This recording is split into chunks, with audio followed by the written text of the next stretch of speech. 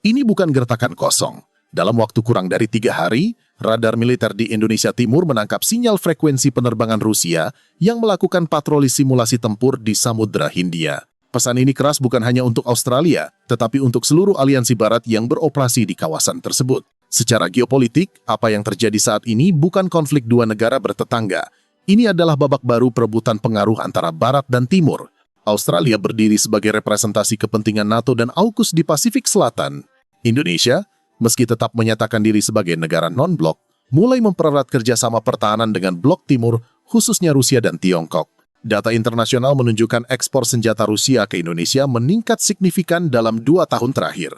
Sistem pertahanan udara, rudal jarak menengah, hingga latihan tempur bersama dilaporkan berlangsung di kawasan timur Indonesia. Semua ini menandai satu sinyal penting. Indonesia tidak lagi sekadar penonton dalam permainan besar geopolitik global. Namun di tengah eskalasi militer, muncul ironi yang sulit diabaikan. Secara ekonomi, Australia justru sangat bergantung pada Indonesia. Ekspor sapi hidup, batu bara, dan sektor pendidikan tinggi menjadi tulang punggung ekonomi Australia yang terhubung langsung dengan pasar Indonesia. Ketergantungan ini menciptakan kontradiksi strategis yang tajam. Di satu sisi, Australia bersikap keras dalam isu Papua dan memperdalam kerjasama militernya dengan Amerika Serikat. Di sisi lain, stabilitas hubungan dengan Indonesia adalah kunci keberlangsungan sektor-sektor ekonominya. Situasi kian kompleks ketika Tiongkok mitra dagang terbesar Australia mulai mengurangi kuota impor akibat ketegangan di Laut Cina Selatan. Dampaknya langsung menghantam perekonomian Canberra, menjadikan pasar Indonesia semakin vital. Artinya, eskalasi konflik dengan Indonesia justru berpotensi menjadi bumerang ekonomi serius bagi Australia. Bagi Indonesia, ini adalah pertaruhan besar. Dukungan Rusia memperkuat posisi diplomatik dan militer dalam menghadapi tekanan Barat. Namun konflik terbuka dengan Australia membawa risiko nyata terutama bagi rakyat di wilayah timur, khususnya Papua. ASEAN mulai menunjukkan tanda perpecahan. Filipina dan Vietnam cenderung mendukung sikap tegas Indonesia. Singapura dan Malaysia memilih netral demi menjaga kepentingan dagang dengan Australia.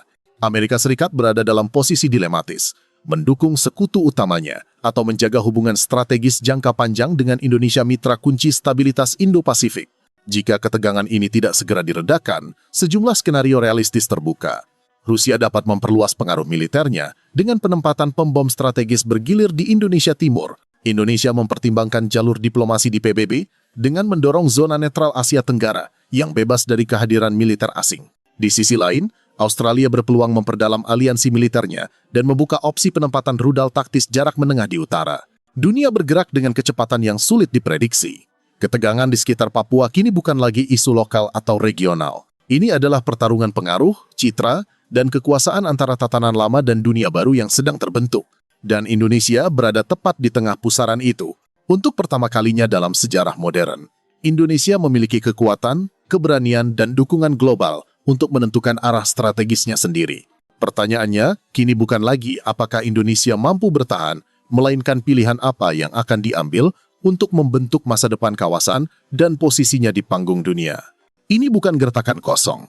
Dalam waktu kurang dari 3 hari, radar militer di Indonesia Timur menangkap sinyal frekuensi penerbangan Rusia yang melakukan patroli simulasi tempur di Samudra Hindia.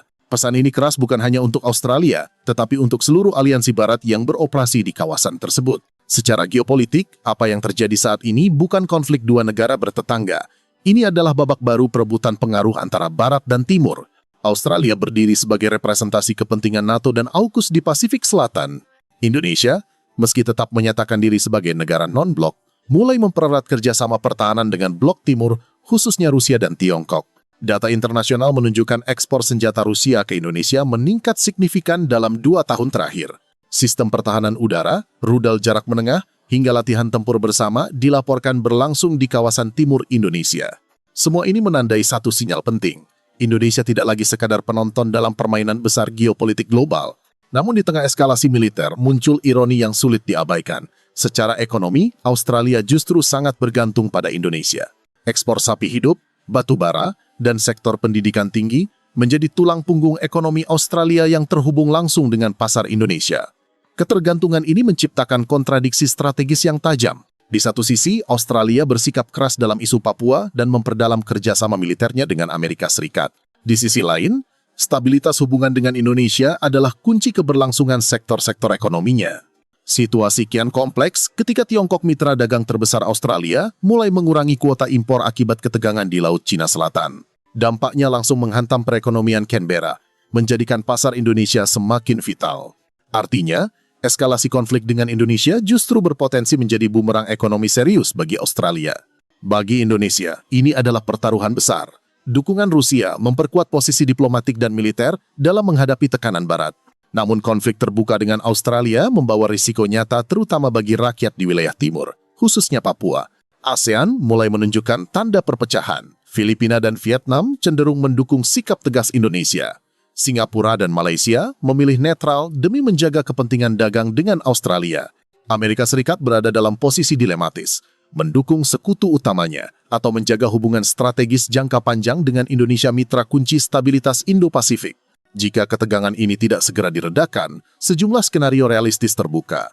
Rusia dapat memperluas pengaruh militernya dengan penempatan pembom strategis bergilir di Indonesia Timur. Indonesia mempertimbangkan jalur diplomasi di PBB dengan mendorong zona netral Asia Tenggara yang bebas dari kehadiran militer asing.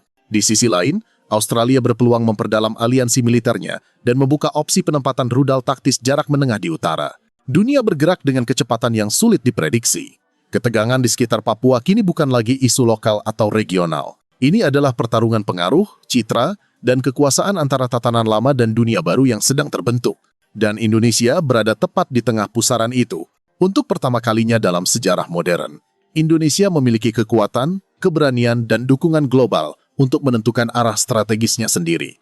Pertanyaannya, kini bukan lagi apakah Indonesia mampu bertahan, melainkan pilihan apa yang akan diambil untuk membentuk masa depan kawasan dan posisinya di panggung dunia.